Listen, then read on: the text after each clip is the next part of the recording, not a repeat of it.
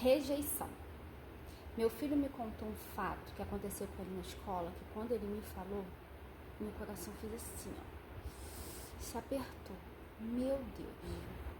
A situação que aconteceu com meu filho foi a seguinte: ele se mudou para uma escola nova e não tem amiguinhos lá. Todo mundo novo, professores novos, tudo novo. E ele é tímido, ele é bem tímido. E ele estava me contando, né, como é o recreio, como eles lancham. E ele me contou que a professora falava para eles fazerem duplas, para poderem lanchar dentro da sala. Porque estava muito calor, eles não estão utilizando o pátio por causa do sol. E eles faziam duplas para poder lanchar. Aí eu falei, ai, que legal, filho, você fez dupla com quem? Não, mãe, ninguém me escolheu.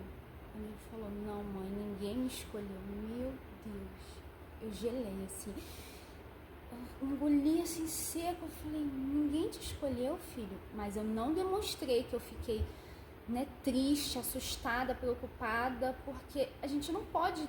Quando uma criança está contando um fato pra gente, se ela vê que a gente está triste, ela não conta mais. Ainda mais um filho. Eles não gostam de ver a mãe, o pai, eles não gostam de ver quem eles gostam tristes, então eles não contam. Então, eu venho praticando isso. Quando ele me conta alguma coisa, mesmo que aquilo me cause um certo estranhamento, se eu não recebo bem aquilo, eu não demonstro bem pra ele. Eu não demonstro pra ele, porque ele pode se sentir assim, poxa, eu magoo minha mãe quando eu falo certas coisas. Então, eu não demonstro que eu fiquei triste.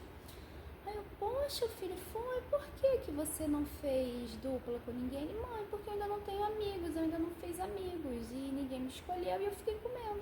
Eu falei, mas como você se sentiu? Ele, normal, mãe, fiquei comendo, normal, assim, nem ligando.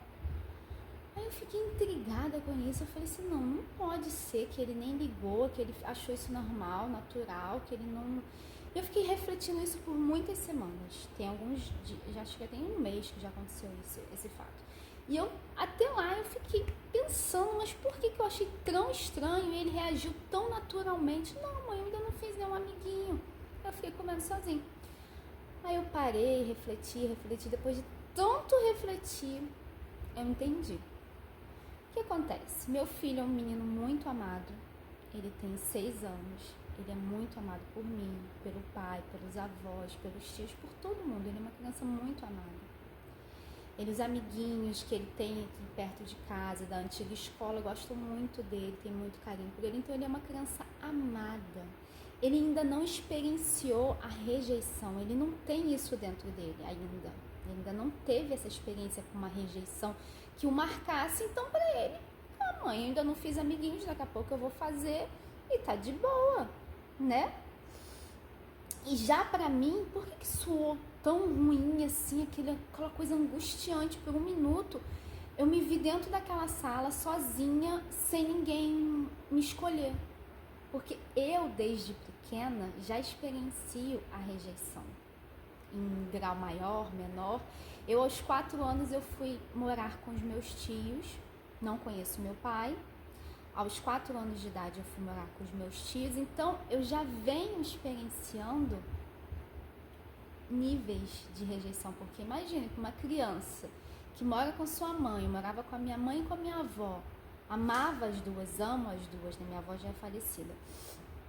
E de uma hora para outra, quando minha avó faleceu, eu me vi sem a minha avó e me vi sem a minha mãe, que era o meu maior amor, né? Quando a gente é criança, o nosso maior amor é a nossa mãe.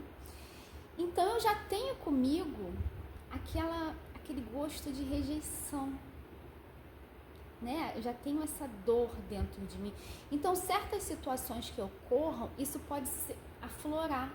E a gente tem que entender para poder se controlar, porque às vezes nem é uma situação de rejeição. Às vezes é como meu filho, tá num ambiente que ele ainda não fez amizade.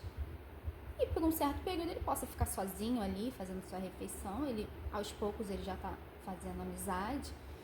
Então, assim, caramba, assim, como às vezes o que a gente sente, a gente acha que o outro vai sentir, não é.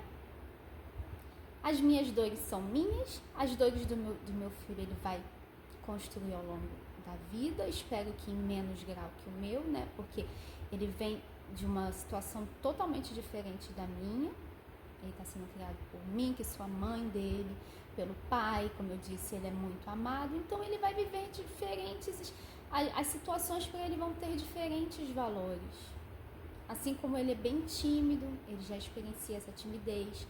Numa atividade lá da escola ele escreveu, quais as situações que te deixam tímido? Quando eu estou em ambientes que eu não conheço pessoas, eu fico tímido.